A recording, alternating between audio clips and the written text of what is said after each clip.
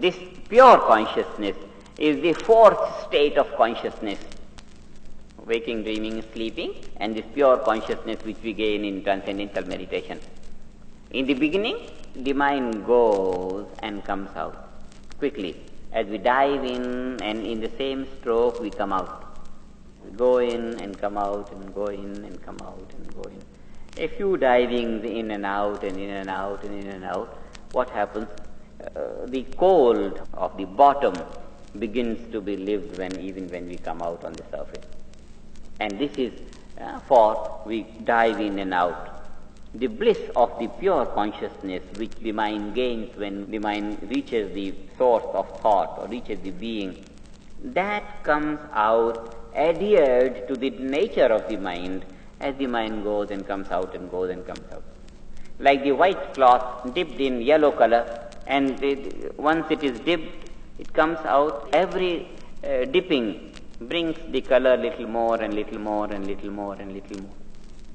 What we do, if we know the art of coloring, then having dipped the cloth, we put it to the sun, allow it to fade away as much as it can fade away, and then put it back and put to the sun. That means we subject it to two contradictory processes, one of absorbing the color and the other of fading it out. Dip it and it absorbs the color. Put it to the sun and the color fades away. These two contrary processes together go to make the color fast. And one time, it never fades away, it becomes fast. Like that, the mind goes deep within. It becomes pure consciousness. Just as the wave, it begins to sink on the water, sink on the water, and sink on the water, and comes on the flat, motionless surface of the ocean. The wave becomes the ocean. Absolute silence. No trace of the wave. It becomes the ocean. Another wave comes up. The ocean rises up in a wave. The wave gains an individuality. Then it sinks, it gains that unboundedness of the ocean. Like that, the individual mind getting to the transcendent state of pure consciousness or being, it becomes being, unbounded, eternal. It becomes pure consciousness, it becomes bliss consciousness, it becomes that nature of that field, bliss consciousness, stability, non-changing feature of being. All these qualities adhere to the nature of the mind.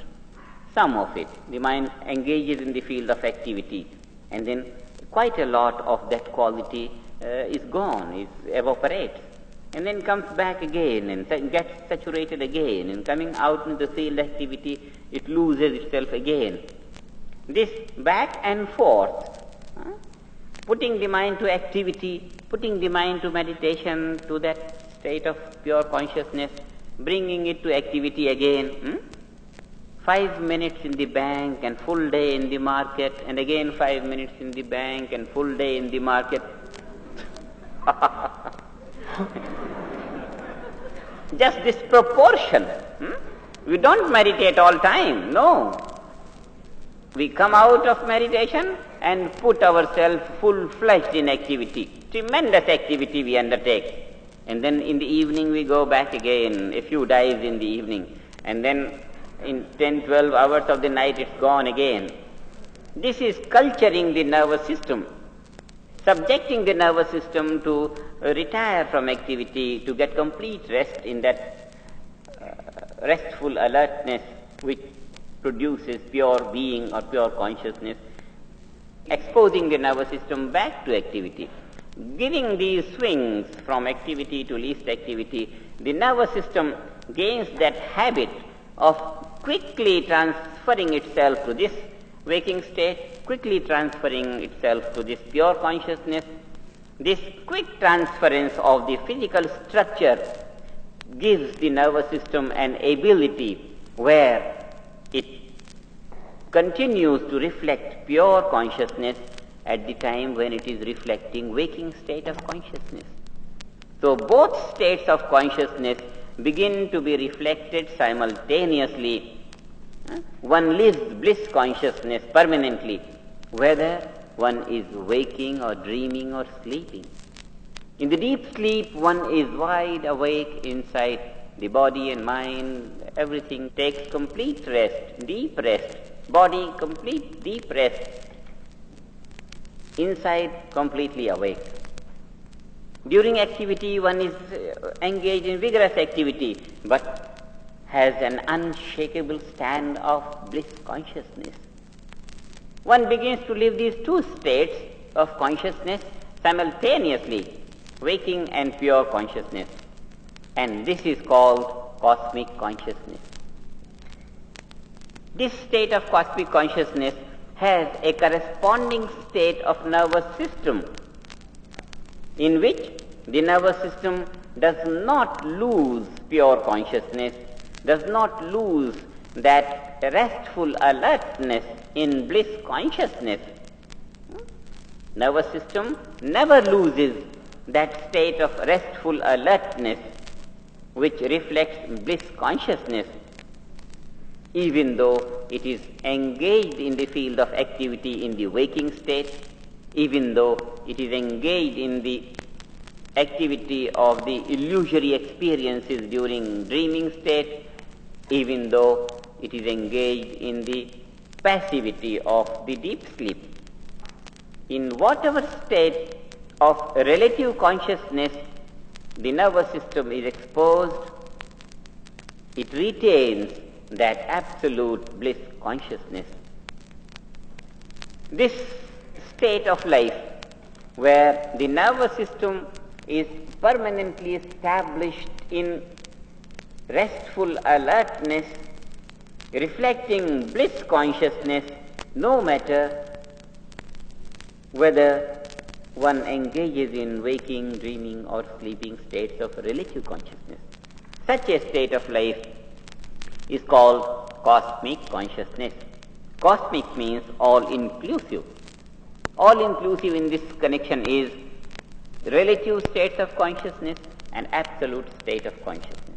All the three relative and one absolute taken together. This is cosmic consciousness. Now, permanent state of cosmic consciousness is only possible when